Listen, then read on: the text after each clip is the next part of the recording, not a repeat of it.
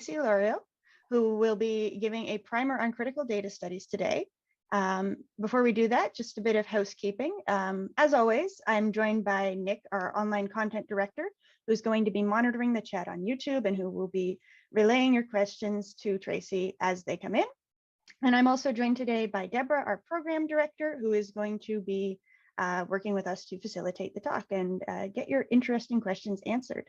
Before we start though, as I mentioned, a bit of housekeeping. You may have seen that there is a CDMP study group being offered. IRMAC is actually working with several other DAMA chapters to offer this CDMP study group for 13 weeks, starting next Thursday, February the 24th. The price is $75 Canadian for members, 150 Canadian for non-members. You can visit our website for more information, or you can send any questions to education@irmac.ca. As always, before we begin, I'd like to thank our sponsor, InfoSet, who allows us to bring you these streams and provide you with the fantastic resources. So I'm going to pass it off to Deborah to introduce you to Tracey. Hi, everyone. I want to introduce Dr. Lauriault, who is a critical studies scholar with Carleton University in Ottawa. She's an associate professor, critical media and big data, cross-appointed to the MA in digital humanities, and faculty of the Institute for Data Science. So she works on open data, big data, open smart cities, open government, data sovereignty, data preservation, and data governance. Her ongoing research includes disaggregated equity data, digital twins, intersectional approaches to data governance, data invisibilities, and the history of the census in Canada. As a public engaged scholar, she mobilizes her research into data and technology policy in all sectors. As a data and technology citizen, she examines large and small complex systems with the hope of making them more just, inclusive, equitable, and environmentally sustainable. I think this is fascinating as it intersects with, our view of data and data management. This should push us to really think about our precepts and our parameters when we think about our data management. She's going to give us today a primer on critical data studies, and it's a new scholarly field that qualitatively studies quantitative culture and applies social theory to the study of data. This accepts that data are never raw, neutral, objective, or unbiased, and they are not separable from the technologies, institutions, and people who create them. In this talk, we'll be introduced to this new field and some interesting projects and discuss how small g and big G data governance relate to each other. So thank you for joining us today. This is clearly going to be fascinating. And I'll now hand it over to you to begin their talk. Thank you very much. Can you see the slides here okay? Absolutely. Yes, we can. Fantastic. And I want to say thank you to my teacher, Deborah Henderson, because I'm on sabbatical this year, and it was really great to actually become a student and have a kind of solidarity with the students in my class. So thank you very much, Deborah, for being such a great teacher and for inviting me here today. And thank you, Eden and Nicolas, for governing the aspects of this particular talk. I'm going to go through these slides quickly, but they will be made available to you later on should you desire to use them. You'll notice that I have a Creative Commons attribution, share alike, non-commercial license in the bottom left-hand corner. So please share and enjoy the work in these slides. I'm very excited to be able, okay, what's going on here? Why is my thing not moving? Oh, there we go. Everything works and then suddenly it doesn't work. So first, we're going to start off with a whole bunch of different terms that we use in my domains. I'm just going to do what we call in French an aperçu, and then we'll get into some detail. So let's think about the datafication of everyday life. You can get up in the morning, you look at your devices, you connect your data with your sleep patterns, maybe you're connecting it with your Fitbit and your weight, and you're tying that with some other calorie intake kind of stuff, and you're looking at nutrients from another Government of Canada website that's integrated with this, and you're going, oh geez, I better get some running in for today, looking at my calorie use and counts, and then I might look on some social media on one device, and then I might go to work on a whole other device. I might be organizing my heating for my house and locking my locks remotely in an Internet of Things kind of type of environment. I might also have my heat regulated algorithmically in my house. At the end of the day, I might come home and watch some shows on different devices there. I might go to bed with a device and read a document and capture some text. I might also grab some notes with some smart devices, and all of course that is enabled by the world of standards and unique IDs, the internet network, cloud computing, and the global communication infrastructure. We call that the datafication of everyday life, or the translation of mundane everyday activities into data. But I also look at things such as how data are mediated, and they mediate social and political life. So if we start thinking of the data and the technological society, and we start thinking of computer control dashboards, I'm in Ottawa, or right close to Ottawa, and oddly, they've just figured out that they can integrate their communication and control rooms from different levels of government to be able to deal with an ongoing situation, as we've all been listening to on the news. Or it could be integrated into an integrated building system, or perhaps a surveillance system, or a biometric type of system. Or if we start thinking of big politics and maybe a global arena in a military context, we might see these big control rooms and these dashboards. We might see just simply a model in the background that's talking about electoral politics and data, or the health system in the US. We might see a whole system with regards to marketing. So think of the full production chain and chain systems that you might see at Walmart. We might be delivering packages and complete logistics systems, the whole banking and finance types of systems, the Internet of Things and smart types of systems, and just the integration of so much data across so many different platforms in so many different places in the world.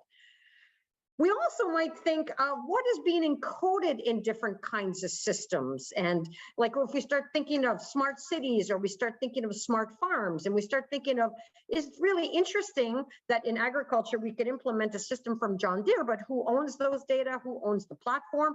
Gee, I'm a farmer and I just bought myself a $750,000 tractor type of system, but I actually don't own the software on my tractor, and I actually don't have the right to repair my tractor. And in fact, we might get into a situation where John Deere knows more about my farm and the agricultural system in Canada than perhaps the Canadian government does, because they get those data through their integrated platforms that are embedded on the tractors. And something very similar happens in a smart city context, or in a digital twin context, which we'll talk a little bit about later. But think of all of the integration of all of these other different functions. What are we inputting?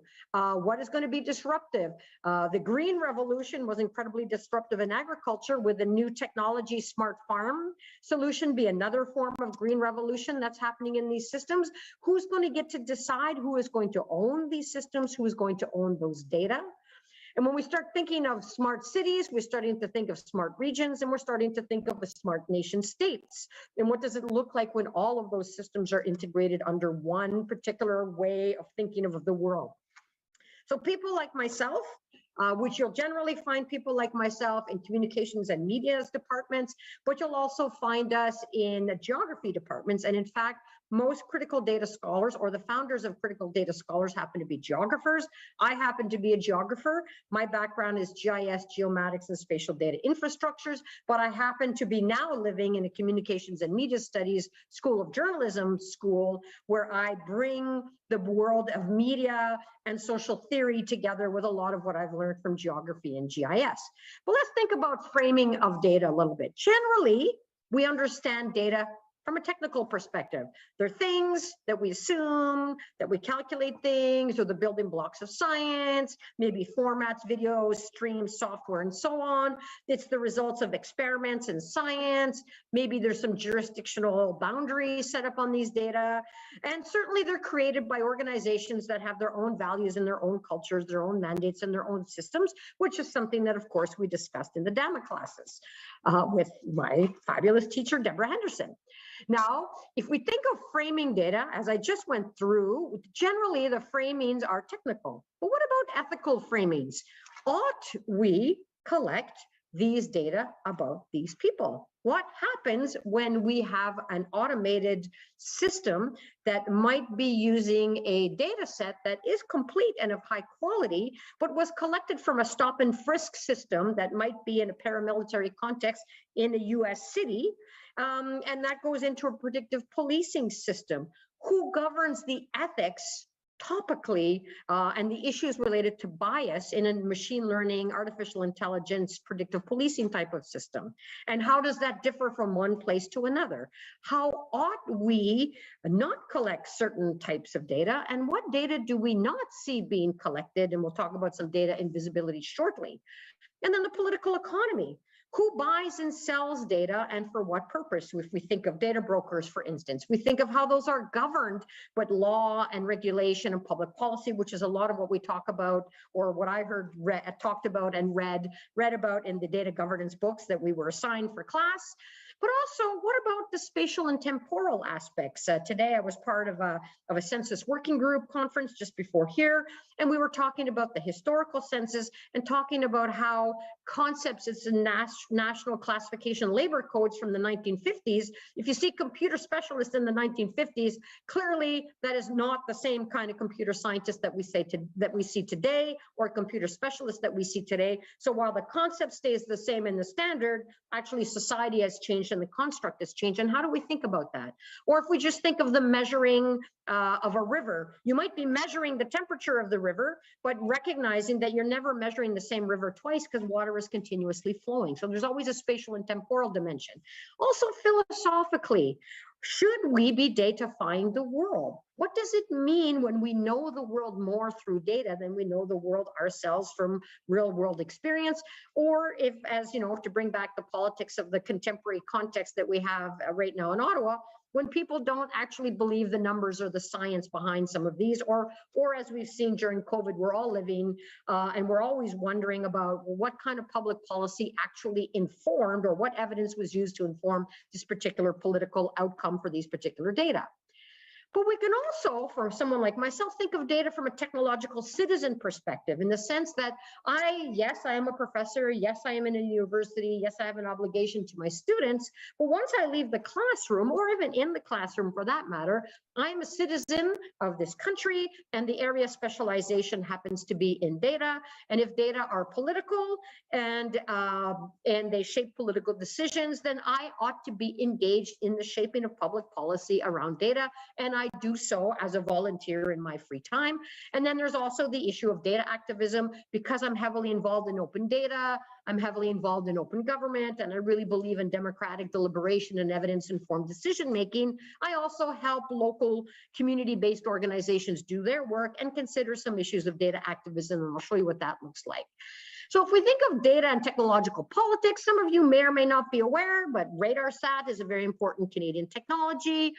It was funded with $427 million of Canadian dollars. It was developed in collaboration with Macmillan Detweiler out west in BC. Macmillan Detweiler shareholders decided that they were going to sell RadarSat. Scientists weren't up in arms because they thought they would continue to get this really fantastic data from this particular system. But it was later decided that, in fact, this is strategic technology for Canada. And under the Harper regime, it was decided at that time that no, RadarSat could not be sold, as this was something that was really important for Canadian sovereignty, and it was something that was really important strategically for Canada and the management of Canada's north, as radar data are some of the few types of data that can actually see through the ice layer. And so from a geopolitical perspective, suddenly we saw something as benign as a radar system, benign, entre guillemets, or scary quotes, as we say in English, but actually something that became a very, very political sovereignty type of conversation in the context of Canada. But data are also have political uses. The AAAS has a really great program where they do human rights and remote sensing with satellite imagery, and it might be used to identify graves in mass graves in different areas that are too dangerous to go and examine. And they might be working with Médecins Sans Frontières, or they might work with Greenpeace, or they might work with Amnesty International or any other organization to provide them with evidence-based reporting on particular kinds of issues. But we can also see in the context of iGigi and SafeCast, in the context of post-Fukushima, where people didn't trust the state in terms of the reporting of data with regards to nuclear waste as a result of that accident, people started creating their own Geiger counters and their own ways of collecting data about radiation and creating maps. And you see here a little kind of crowdsourced bento box that includes a Geiger counter and some basic GPS and mapping tools that are sensing radiation and broadcasting that internationally and housing that outside of Japan to ensure that citizenry get access to that information. But what about data as a political platform? We began to see after the cancellation of the census, or the long-form census, again on the Harper government, the bringing back of the long-form census under the Liberal government, and the deliberations about of open government, the long-form census, open data transparency.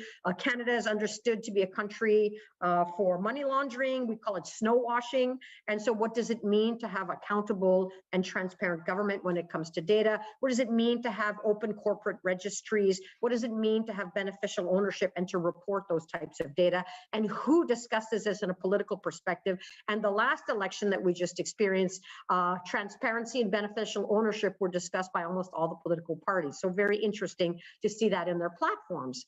But we might also think of data as a cultural artifact or as a knowledge construct for a people, specifically when we start thinking of local and traditional knowledge and First Nation, Métis, and Inuit people in Canada. And there's a lot of research being done in that area.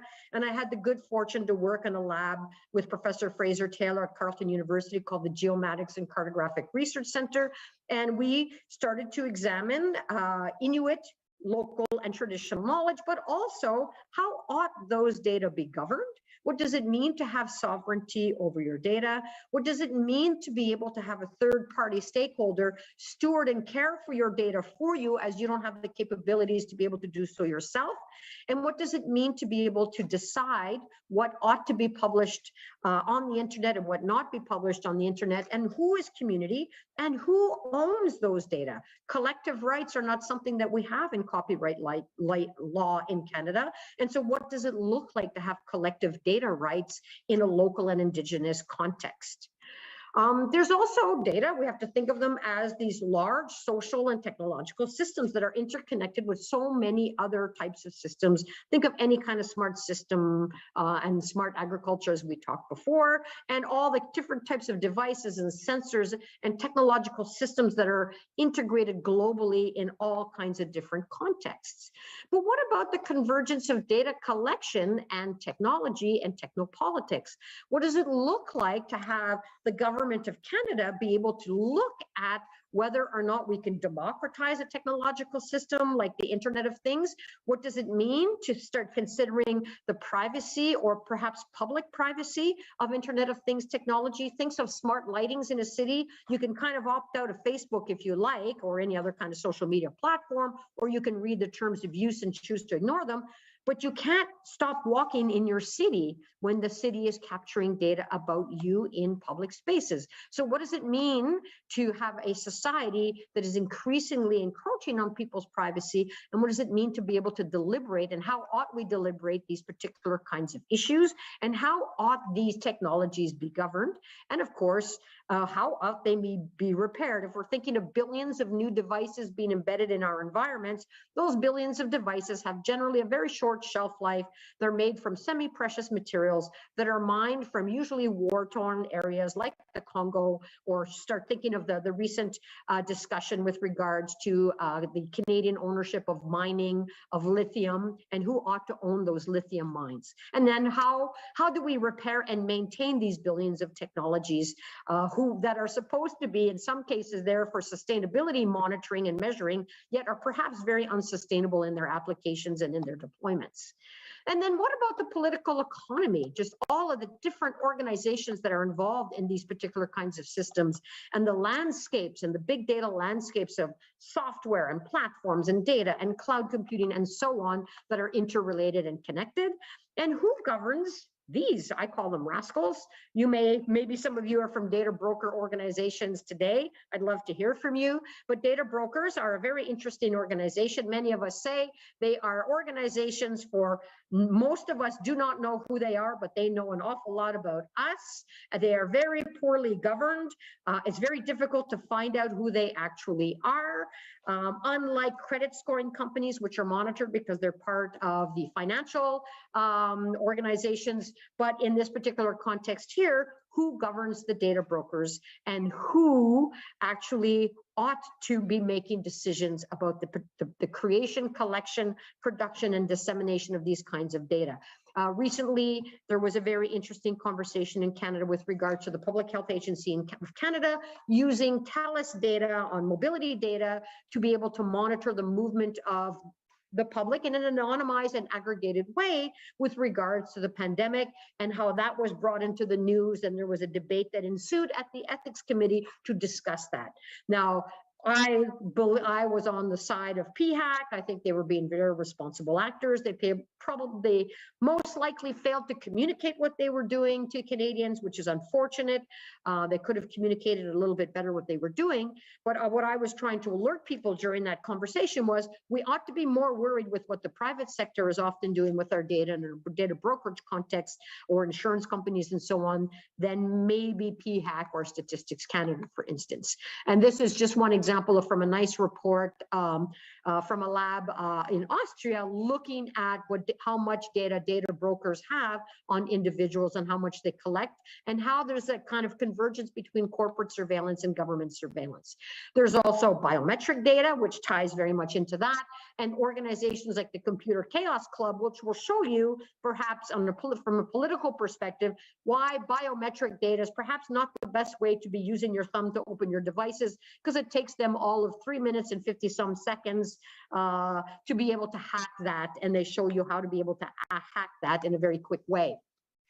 But there's a whole new realm of conversations that are emerging. Data feminism, for instance, is something that's very important. I bring here an example of the femicide census in the UK.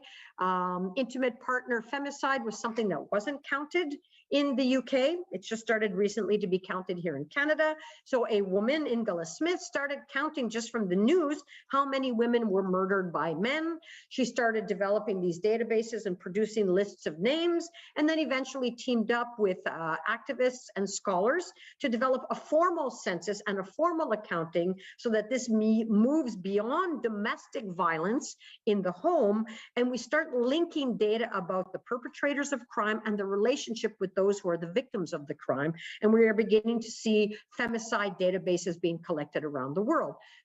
Data feminism. Dr. Lauriault? Yes. Yeah, so I recently read an article about Facebook's metaverse, where women were getting sexually assaulted in the metaverse. Yes. And so the reaction from Meta was to put in place a 2-foot space virtually between the avatars in order to prevent such things. So, things are reactionary rather than built on a safety frameworks. I think that part is very interesting, as the evolution keeps happening, across people and their. Absolutely. I lost you for a little bit there. I'm sure you're going to be coming back. Thank you for that intervention. Now, what's very interesting, in the early days of bulletin boards, back in the mid 80s and the early 90s, the exact same thing happened on bulletin boards, and there was a massive debate, ethical debate, on whether or not it constitutes rape, and whether or not it's a safe or an unsafe space, if it happens to be on the internet or it happens to be virtual. And here we are, 30 years later, coming back to the exact same conversation in a much more sophisticated metaverse, but this exact same kind of issue emerging again.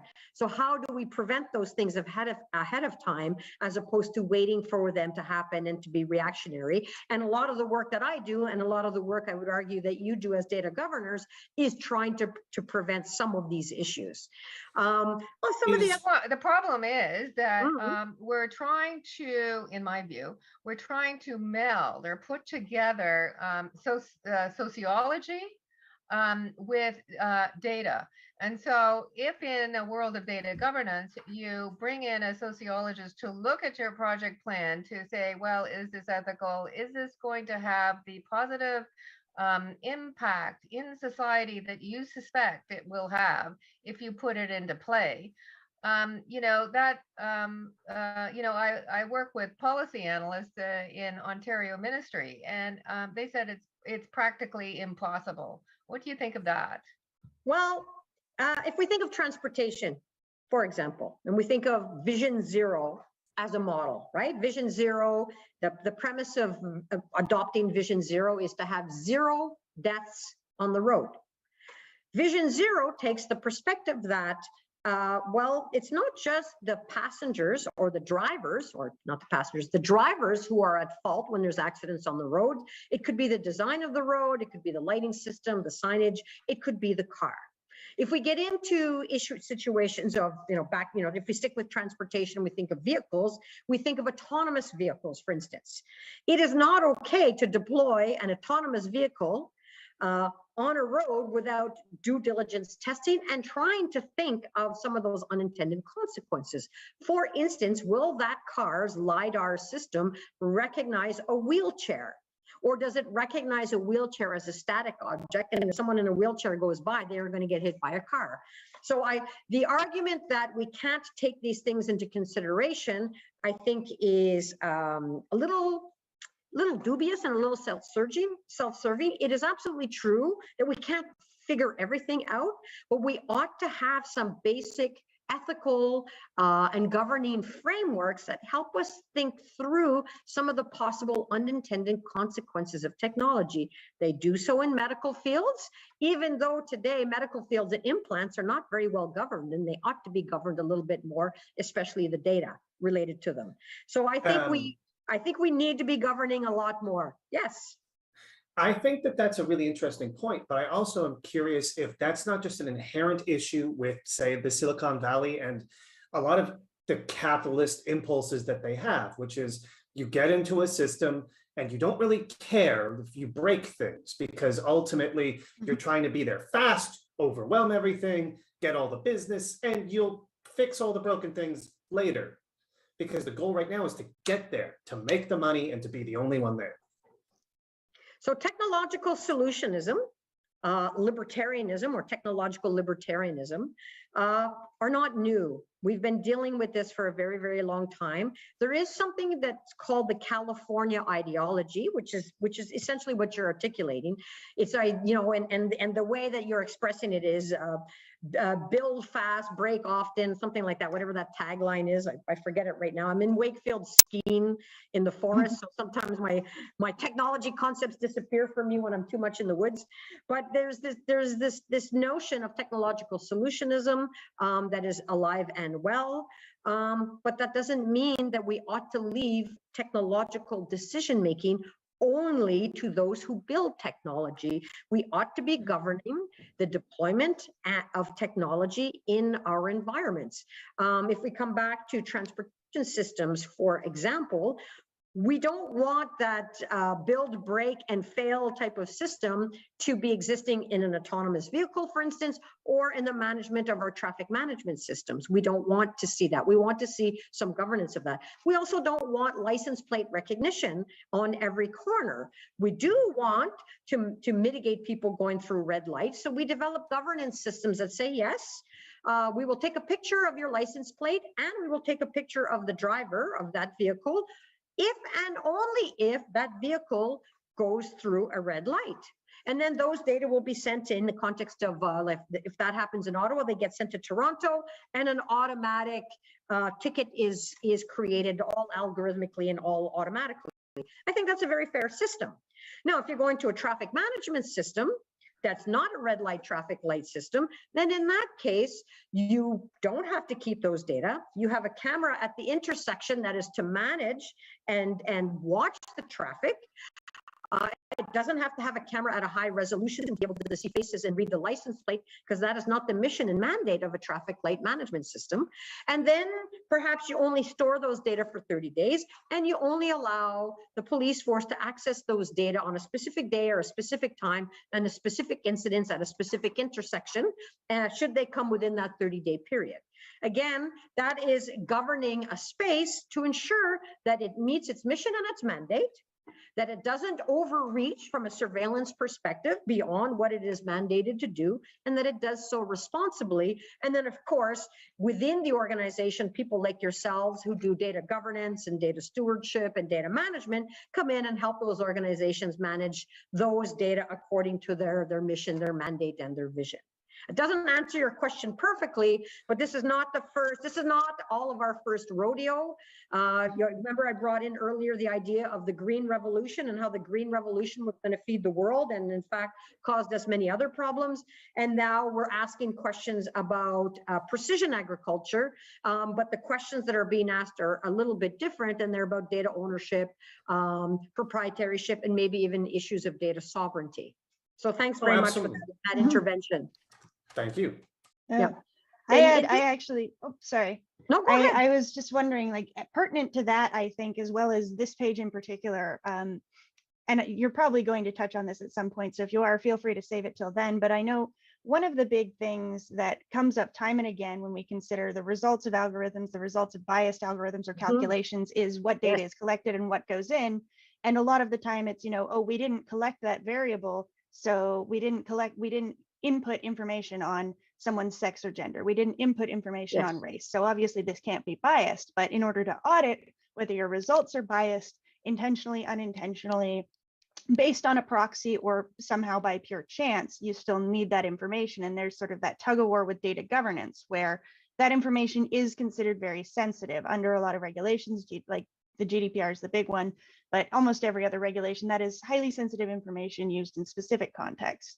Obviously, that doesn't really matter to data brokers, for example, but when you're gathering that up and putting it into your algorithm, I think there's, in that move fast and break things tendency, the desire to avoid responsibility or avoid culpability in that specific way by not taking that into account, right? So that's why you don't get calculations about, we're able to very easily look at this existing data set and calculate something like, the profiles of women killed by men in intimate partner violence, or the profiles of Black people or people of color killed by the police.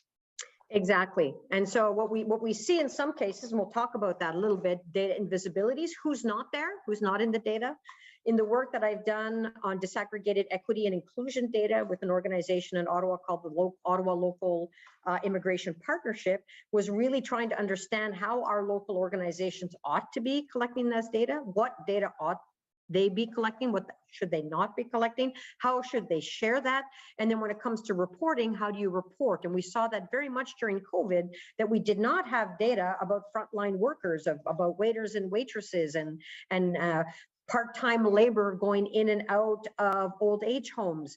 We had no data, for instance, there's an image on the slide here about people with disabilities living in custodial housing, because we don't even know how to govern custodial housing in the context of Canada, because we so poorly take care of disabled people in this country. And therefore we were letting people in custodial housing not getting access to vaccines, and they were people with serious comorbidity issues. And this was something that became very, very clear when we started looking as part of this project, the Tracing COVID-19 Data Project, to try and understand who's invisible here and who ought to be made visible, and how ought the conversation about visibility occur, and who should be helping building these particular kinds of systems. In the context of Ottawa, for COVID-19, for instance, Ottawa Public Health worked with OLIP and other community-based organizations to sensitively collect these data, then before publicly reporting them, to work with community to better understand local issues with those communities, so that communities are not blamed for a variety of issues, whether it be vaccine uptake or the fact that sometimes large families or multiple generations of families live in one house, and therefore it's very hard to physically distance. And how do we have that conversation in a responsible way? And so it's very, very interesting when we start discussing these issues, that it is one thing to govern the data internally according to law, regulations, policies, processes, and stewardships, all of the fantastic things that DAMA and data governors speak of. But then how do we extract that out and start thinking of the more sociological and ethical issues once those data are out? And so when we talk about algorithmic accountability, actually right here you see a book by Kathy O'Neill called Weapons of Math Destruction, a fantastic book that talks about automated decision making. And then you also have Automating Inequality that talks about how technological systems can be very well designed, let's say, to provide housing for people who are experiencing homelessness. But then once that system gets encoded in such a regimented way, how it actually begins to exclude people from the very system that it's actually supposed to include. Or we're beginning to see places like the Data Justice Lab that are actually starting to study these particular kinds of systems in a more systematic way. Another example here is, well, what happens if you actually do collect data? So if we think of the egregious issue that was happening in the United States with rape kits, but then you leave the raw data rot in a warehouse or in a basement and you never look at them. And how do we actually get those data turned into a biometric fact? How do we make sure that those backlogs of those rape kits get shown, and that we actually start getting them tested so that we can actually serve justice, not only for the women who have been victim, or men, women, children who've been victim of sexual assaults, but also perhaps to free people who've been falsely accused, but also to catch serial rapists in our database types of trails. And this was something that was a very, very big issue in the United States. This issue here, or this paper here called Shelving Justice, is a really interesting ethnographic study of the Detroit police to try and understand why is it that they knew that there was this warehouse full of rotting and falling apart rape kits, and how is it possible that nobody noticed them and nobody took action with these particular kits? And the paper is fantastic, and it provides a really interesting study on how they discovered what happened with those particular rape kits, and followed the data trail, followed the social trail, and followed the organizational issues related to those data. And I can tell you, they sure could have used data governors like yourself in that particular system. But also, what about data invisibilities, which was something that you just brought up, Eden? And if we think of the case of missing and murdered Aboriginal women in Canada, how is it possible that we had no such database?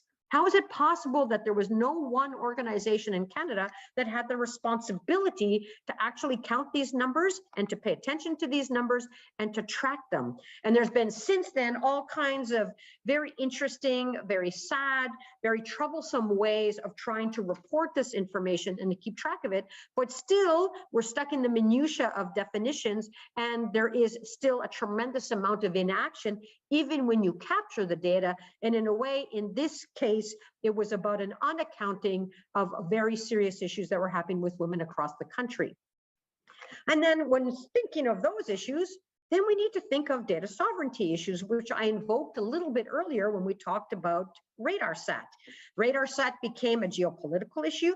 It became a data sovereignty issue. It became a strategic technology for Canada that we needed to keep in control in case we needed to monitor the North. And as things are heating up right now with Russia in the circumpolar region, having control of RadarSat is more important now than ever.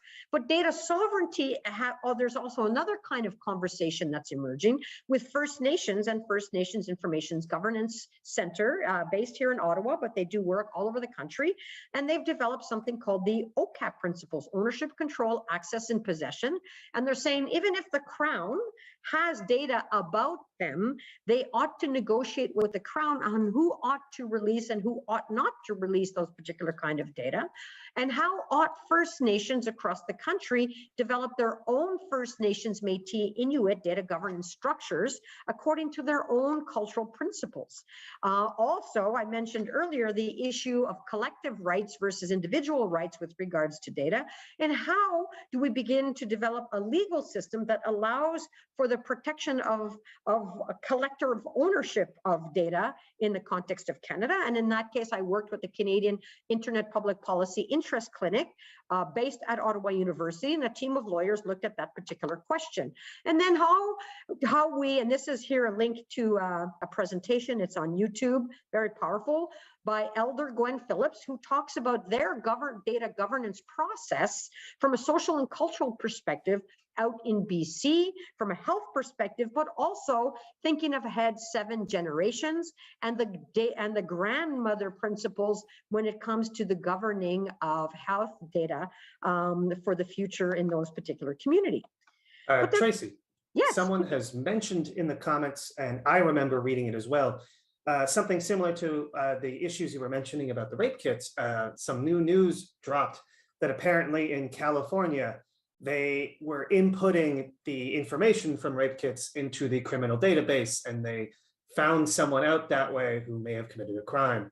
yes. And the commenter is saying this is another example of needing of ethics in these kind of situations. And I think I read that the local, whoever is the legal authority, DA or something, is going to stop them from doing that. But the fact that that was even a thought process that they had of why don't we just input this into the databases is pretty horrifying.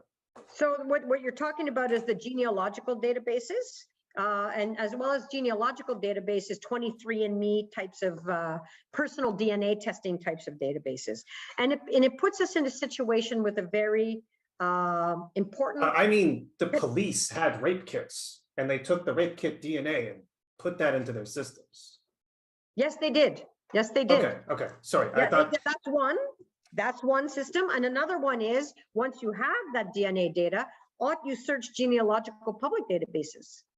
Ought you be looking at 23andMe databases where I'm taking data about myself, I'm reported in there, and maybe you find that my brother, my cousin, goodness forbid, or who knows who within my family committed such a crime, and then you find that criminal in that way. Now, depending on the police system and depending on their governance structure, maybe there is an argument to be able to input DNA databases to find serial killers and to find serial rapists. And what would happen if we had that technology and we did not use it and we let perpetrators go free? We had victims being re-victimized again, and or we have people who've been falsely accused, which is very few actually, but who might be in prison, who've been falsely accused from sexual assault, who aren't set free because we chose not to use that technology. I'm not giving a right or wrong answer here. I'm simply putting up the ethical conundrum that we are in when we are dealing with those technologies. And if those data exist, how ought they be governed? From a small g governance perspective, from the perspective of data governance and the way that DAMA discusses them. But what about the big G issues of who has rights to those data, who has the right to look at these data, who doesn't, and how ought they be used in a sensible, accountable, transparent, fair, trustworthy, and cyber secure way? I think reminds me of a fun. Oh, sorry, I was going to say, I think one point of clarification that I didn't understand at first is this is talking about using the victim's data rather than the DNA rather than the DNA of potential assaulters to tie the victims to crimes. So given in one context and then used it for a completely different reason. That was a totally other game. Yeah, I realized as you were totally talking that, yeah, because this is fresh news. So okay, so I missed that. I missed that part of your I missed it too. Don't Thanks worry. for the clarification there. Yeah. That's a whole other question and a whole other discussion to be having. Yes, that is why I was so horrified from that example.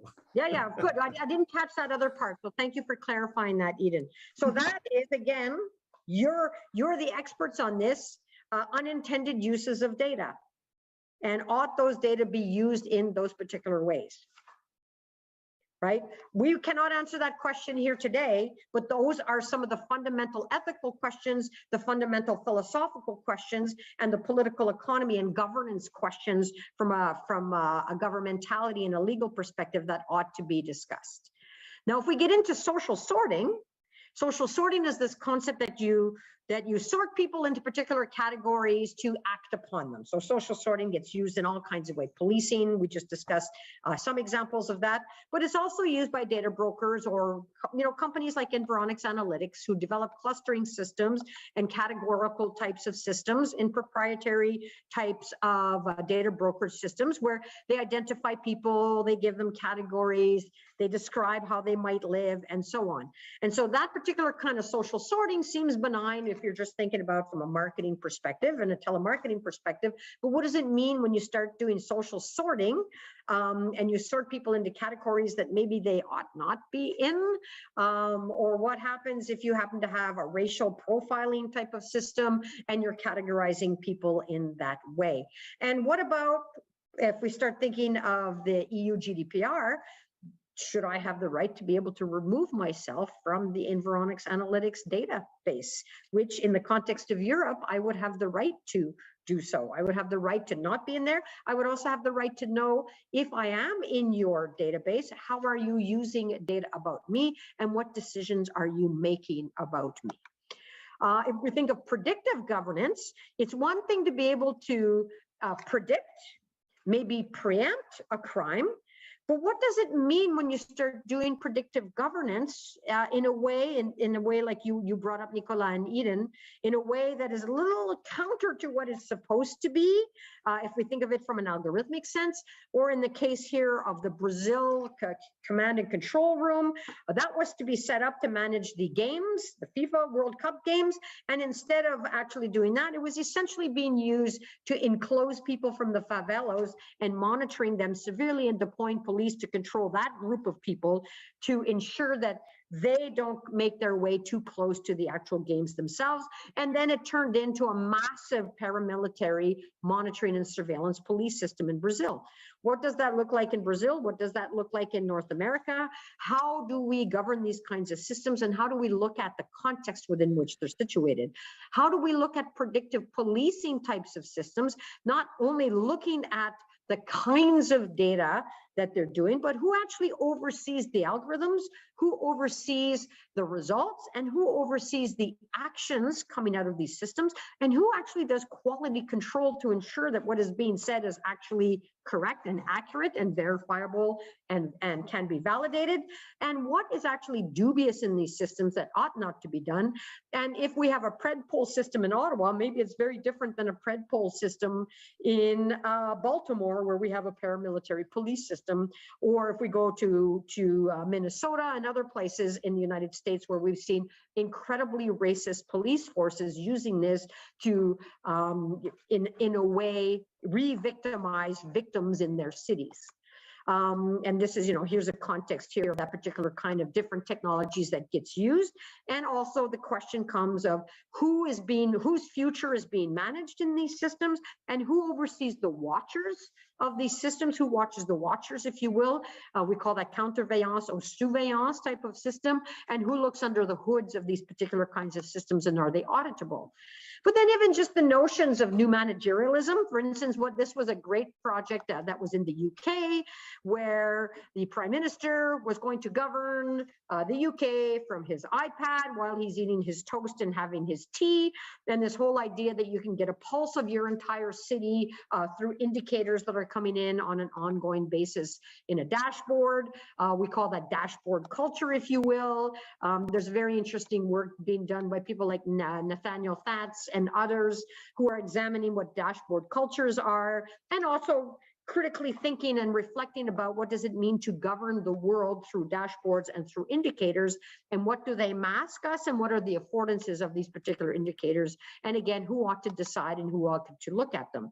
We've already talked about regulation. I won't go into any detail because you're the experts on regulation much more than I am, but then I did bring up the right to repair, and that was not in this particular regulation, and it's not yet in Canadian regulation.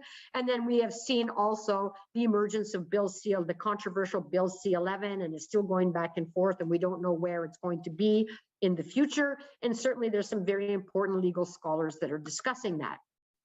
Now let's get to critical data studies. So critical data studies then, so now you've kind of got an idea of where I'm at and the kinds of things that I think about or that other critical data studies scholars consider. But it's really, in a way, research and thinking that applies social theory to data, to explores in which data in a way which we understand they're never neutral, they're never objective, they're never independent, and they're never raw representations of the world. Also, we understand them to be situated, so, you know, Baltimore, Ottawa, contingent on the context of any given time. Think of the moment right now where we probably have an underrepresentation of white supremacists and ultra-nationalist organizations in our databases in Canada, because whoops, we didn't look at those particular groups of people in our databases, and now we're realizing that perhaps we ought to be paying attention to them a little bit more. Relational, how these things are connected to different contexts and different political environments, very contextual, and that these data actually do work in the world. There is a moral, ethical, and philosophical considerations that ought to be considered because data are not independent from actions of the world. The reason we collect them is actually to inform actions, whether it be within an organization, whether it be a business decision, or whether it be socially sorting people into particular classes where we might be able to help them in a public health context, or we want to punish them in a particular other context, or we want to monitor them in a surveillance context. The provocations of critical data studies are that we need to, as scholars, situate these in different data regimes, the different data regimes that they're in and in time and in space. We need to demonstrate how political data inherently are, that they're not just neutral, objective facts of the world, that we need to unpack the relationships between data, databases, technological systems, and society. We need to demonstrate there's no such thing as raw data. Even the data that come from RadarSat are not raw data. RadarSat, we just talked about it as a geopolitical technology. Yes, it's also a scientific technology. And yes, the data come to the ground stations, but as the data come to the ground stations, they're processed. So we never really get access to raw data. That data cannot speak for themselves, that there ought to be a context around data to explain what they are, and that you can't just rely on big data to replace all small data. For instance, you know, there were conversations that I was in, I think it was the only time I ever swore on an academic panel and told someone to stop talking, where they suggested that we could abolish all of our census taking organizations and leave it to Facebook to collect census data. Now, this was in the early days of Facebook, where people were really quite naive about social media, but people like myself were like, no, you don't let a corporate entity like Facebook do your census for you.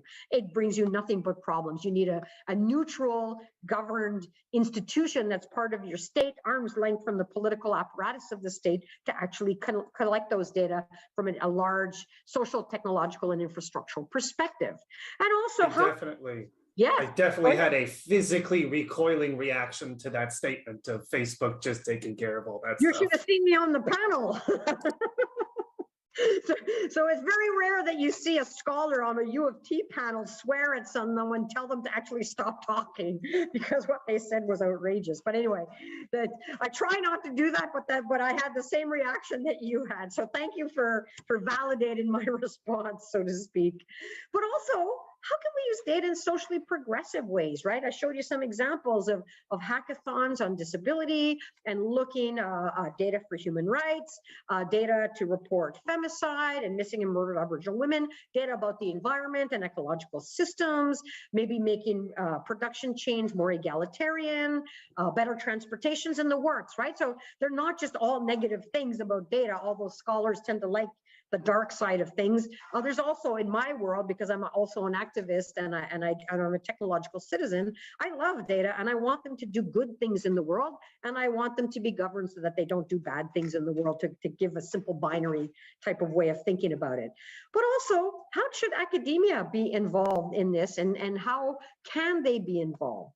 And so what people like me do is we look at the assemblages, and I'll show you what that is, of how data are produced, they're circulate, they're bought, they're sold, look at the work that they do and some of the consequences of those particular data and particular contexts, and think of the broader landscape of how we interact with these particular data.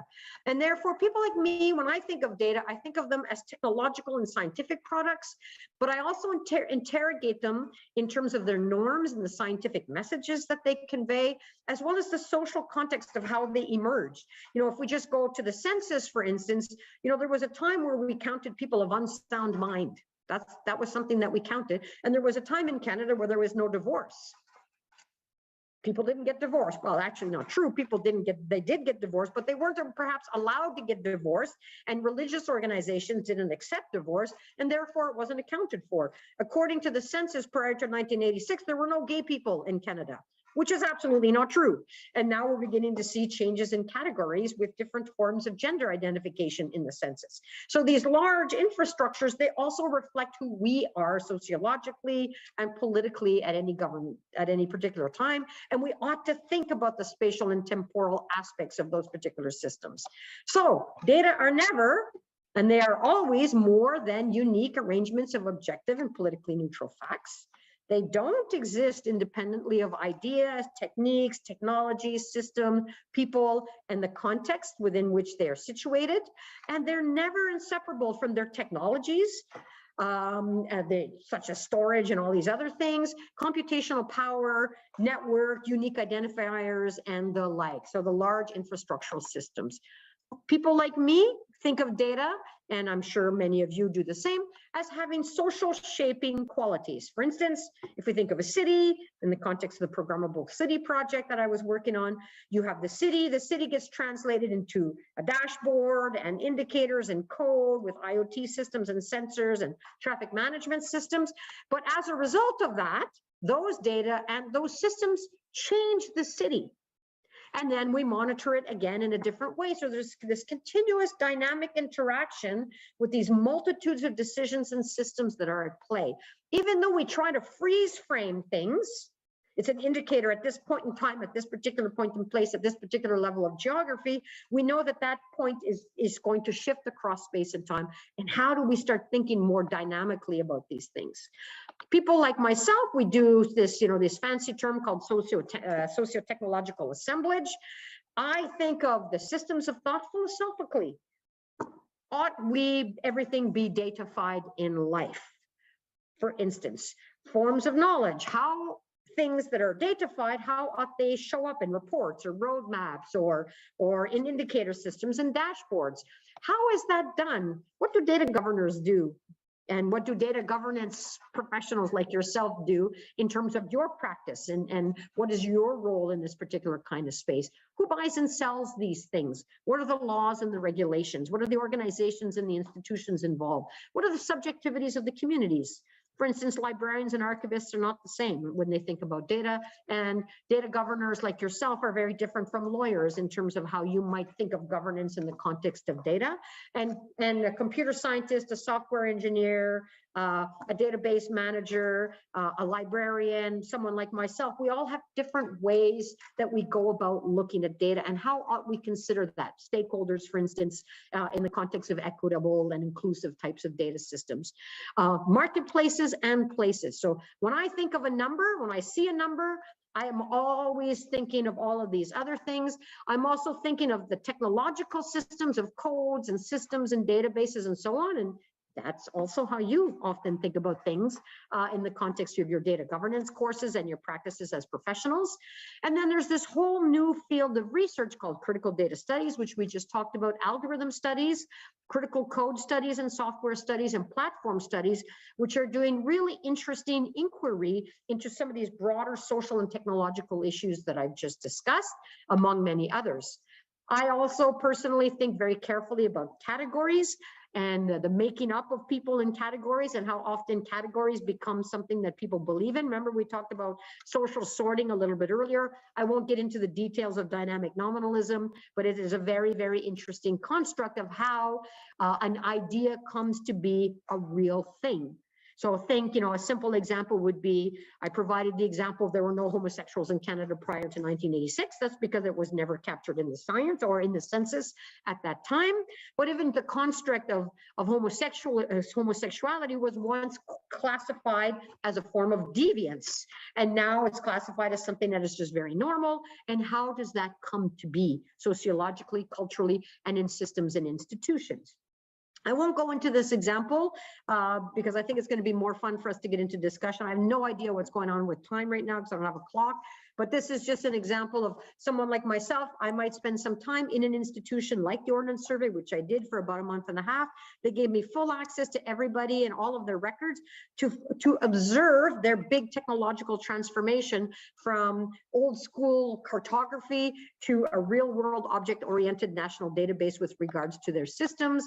And I managed to look at their models and their mapping and their new models and their visions for Ireland, and thinking about their reference model and how they came about it.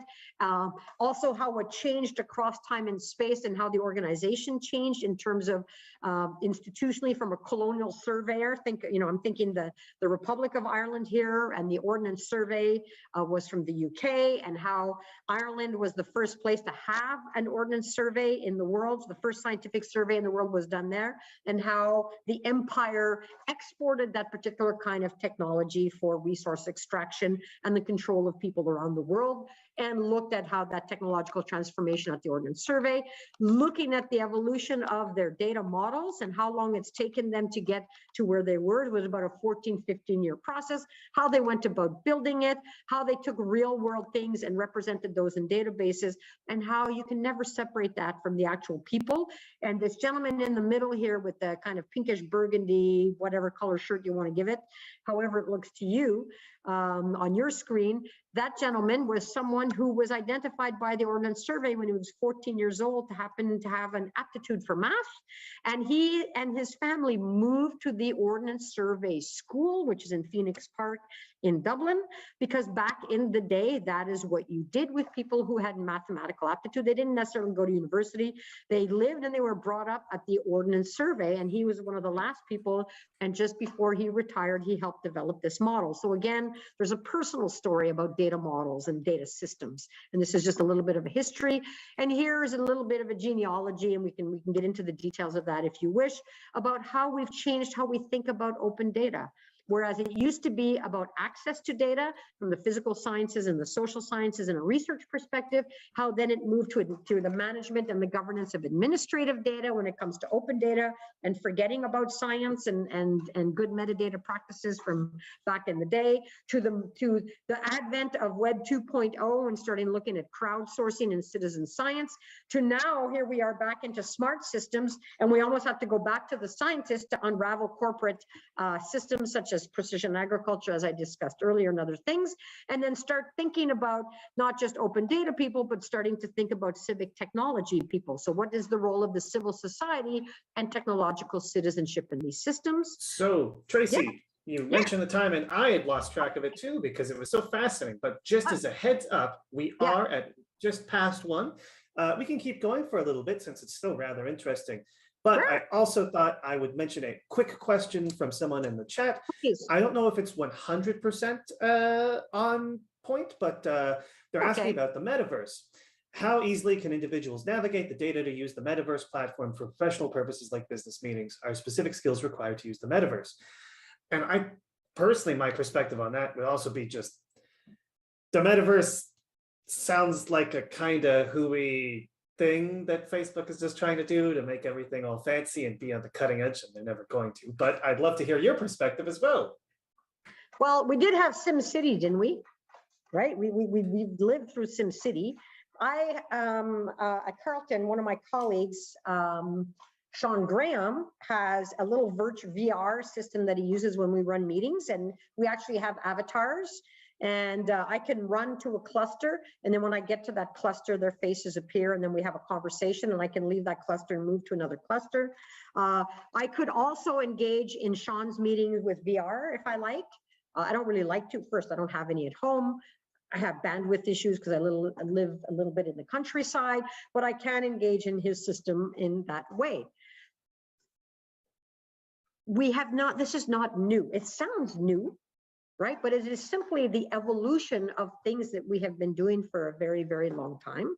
We're going to have issues of who owns them, who controls them, how are these things going to be delivered over our networks, what kind of data can be kept, and not kept in these particular systems. And like anything, of course, we're going to have to learn how to behave, and we're going to have to learn how to use these types of systems. It's early days yet. It was the exact same conversation that we had with the advent of social media back in the early days. And now we're seeing social media, if you will, bite back in the context of misinformation and disinformation.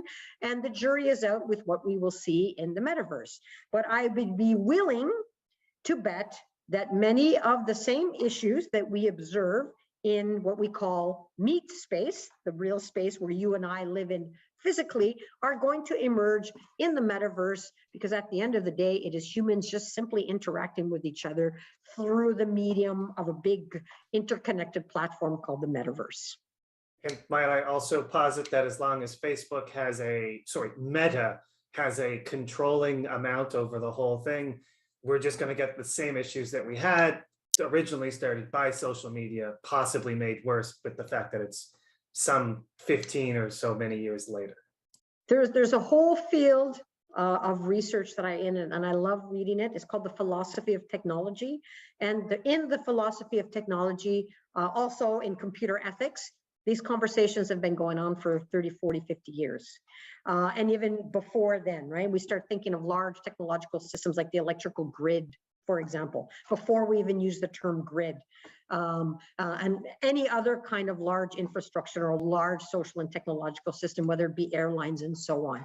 We have been talking about these issues for a long time. These questions are not new. They just happen to be new actors coming in, new types of systems that are emerging. Many of us not having read a lot about the philosophy of technology across time and space, or never having encountered even the fact that actually exists as a field of inquiry, and thinking about these questions. But I would argue that we ought to really be thinking ethically, morally, philosophically about these particular types of technological questions, and I would dare say data and technological questions. And then we ought to behave, since you are a group of people who have that particular kind of expertise, you ought to exert your knowledge and your authority as technological citizens to help govern these systems in a more safe, accountable, fair, and unbiased way. And you can do that at your technology subcommittee as a citizen of your city, on your police advisory board committee. You can look at when bills like C11 come up, you can be engaged in terms of submitting submissions to those. You can help organizations just get good. I mean, you could be offering very, very good insights simply by doing your work as professionals and providing the ethical codes of conduct of your profession and helping people govern their data systems better and bringing up some of these questions. So they're age-old questions that reemerge every few years. I'm happy to see them reemerge, but I would love us to have a lot more data literacy, and I would love us to see a lot more and then a lot less reactive types of conversations in the media and a lot more intelligent conversations in the news about data. I love listening to CBC Spark. If you don't listen to CBC Spark, you ought to, because it's always a great conversation with Nora Young. But also, please be engaged, because really, you are the data and technological experts in our society, and what role ought you have in governing our data and technological societies? Yeah, no, I absolutely understand. I agree with that. Any more questions? I guess I have one. Have you ever seen a really fun movie called The Minority Report? Of course, I've seen Minority Report. Of course. But there's a reason that I have touch screens on everything that I have, right? I will never go leave touch screen technology, but it's also incredibly frightening, right? The predicting and the preemptive and the enslavement of a group of people to inform that. It's very, very frightening. Absolutely. And I think it's really interesting that we have so many, obviously these based on short stories and things in science fiction to think about what possible powers we might have in our societies. But the fact is now we are trying to think about it because we're almost there. And I don't know if we've quite learned what we needed to from all those short stories. We have not yet. Science fiction is very handy. It's very helpful to us. It's sometimes a little bit more dystopian than I would like, because what we don't get to see is, in a way, what we ought to do and what we can do. And that is the conversation that I wish we would have more of. I sit at all kinds of technical committees and data committees. I'm on the advisory group to Open Government in Canada. I've helped found Open Data and Open Government in Canada. I advocate on behalf of all kinds of organizations, or civil society organizations will often come and ask me to help them out, like OLIP, I have it on the screen here, asked me to help them with their disaggregated equity study, and I did. Or the Open Smart City, for example, is a guide that we developed, and now we have something like 36 education modules. You'll see I have a couple of papers beside it, Smart Home Tech Facilitated Violence and Shared Mobility, or frequently asked questions related to smart cities, but there's also smart cities and human rights and a whole bunch of other papers. You'll see them in the notes to this slide that have been published on policy briefs on how we brought, different experts. Open North brought different experts together to talk about aspects of the open smart city in terms of what we might want to consider. And so how do we have more of those conversations? How do we actually involve people like yourselves who do data governance and who are part of IRMAC and who have that particular kind of technological expertise and use that expertise in a way to benefit all of us? Yes, of course, during the course of your work, no ifs, ands, or buts about that, but also as a citizen. I personally, I don't have time, unfortunately, to volunteer in a soup kitchen, but I will volunteer in areas where my expertise can be useful. And that is how I choose to be a citizen in Canada and to spend my time. And I would argue that many of you you have knowledge, you have power, you have the data and technological expertise to do so. It would be lovely to meet more of you in those particular types of environments. That's a really good thought, that there is so much expertise out there that is untapped in certain contexts. I think you touched on that earlier when you were talking about the technological framing of data, the pure technological framing of data that often gets passed around by domain experts of the technology, rather than coalescing sort of the discussion from experts in various different framings. Even if someone's not an expert in data, they can be an expert in civic participation, they can be an expert in communication, they can be an expert in ethics, sociology, many other things that inform the way that we use data, the way that we collect it, and the ends to which we put that collection, which I think is something that often goes overlooked when in sort of the private sector lens, there's always the assumption that the end is, monetization to some degree or less. But there are countless other uses. And, there has been, and there continues to be, I think, a lot of discussion about research and data as a public good, which is something you also touched on much earlier. And sort of the civic contribution that can be made by understanding or helping improve the understanding of what is going on in our country, in the world, and for the people living in it. And I think that's somewhere where data governance can absolutely, as you said, contribute to the participation of that expertise, and somewhere where I think, like, your point about the fact that science fiction is often very dystopian because there is a lot to worry about and a lot of concerns to have with the current framing of technologies like this is, very visceral and very apparent. But there is a lot less focus on what good it can do, and there tends to be, I think like I'm just basically repeating your talk in like summary form, but you did mention the reaction to the public health agency's use of movement data in order to make judgments about the early stages of the pandemic, and the sort of knee-jerk reaction of this is data about individuals used by the government for something. This is bad. That's And right. so- And in that case, it was clearly, I even fought with colleagues. You know, I have wonderful colleagues, and that's great that we deliberate. So I love that we do that.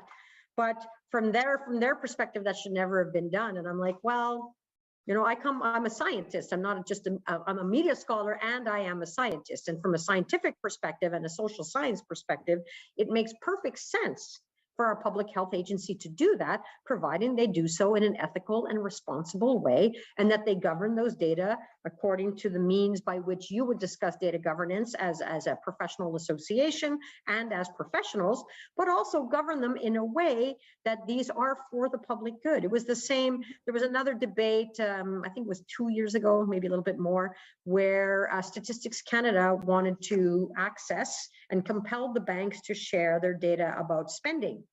Now, I don't know about you, but I like it when my statistical agency understands national accounting and spending. And one way for them to do so is to look at spending from the banks.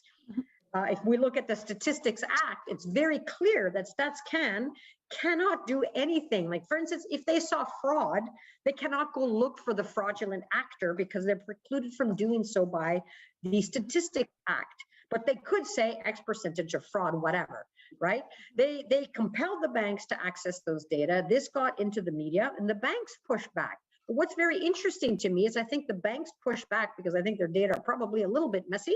Speculation on my part, of course, but also perhaps they want the business case to be able to report on their own what is going on in their spending. And I can agree with that, sure, but I also want a state, you know, a reputable and trustworthy statistical agency to be able to look at that and report. And so what happened was that Statistics Canada did not get access to these data. People were incensed across the country, but they hadn't really looked at the details as to what they were doing and why they were doing it, and why the Statistics Act is in place, and why they have the right to compel those data. What does Statistics Canada not do? They did not communicate to Canadians properly, just like PHAC did not communicate to Canadians properly why they're using these data, the nature of the data that they're using, their role and their responsibility with these data, and what they expect to learn and gain from that knowledge. For instance, we have no knowledge about credit scoring. Does credit scoring work? Is it valid? Is it reliable as a process? Is it fair? Is credit scoring fair? Does it actually unduly punish certain groups of people for a mistake they might have made 10 years ago when they were a student and they couldn't pay their student loan or something, right? And that sticks with them for many, many years. But we have no oversight of the credit scoring system. Yeah, we have no insight into these sort of private uses of data that is used publicly and widely. Yeah, and I think it's good to have that discussion and to sort of second guess the knee-jerk reaction that certain types of that blanket sharing data about individuals is bad, especially with the government. I think there's a big conversation to be had about, well, have you contextualized this? Are there ways to do it where we can achieve this scientific end without compromising privacy, et cetera, et cetera. And I'd love to get into that. Like I am going to follow up with you specifically so I can get into that with you, but it is 1:15. So I think, unfortunately, we should call it here. But this has been a real pleasure. This has been absolutely fascinating. This has been a really wonderful discussion, and we all really appreciate you taking the time to come out and give us this primer. Thank you. Yeah, so thanks. It was great questions. Yeah, excellent, excellent. So yeah, thank you to everyone. We are going to be hopefully we'll be able to find some time for you to talk again, but if not, we will have the video available, and as you mentioned, you'll be sharing your slides with us, so those will also be available. So yes, thank you.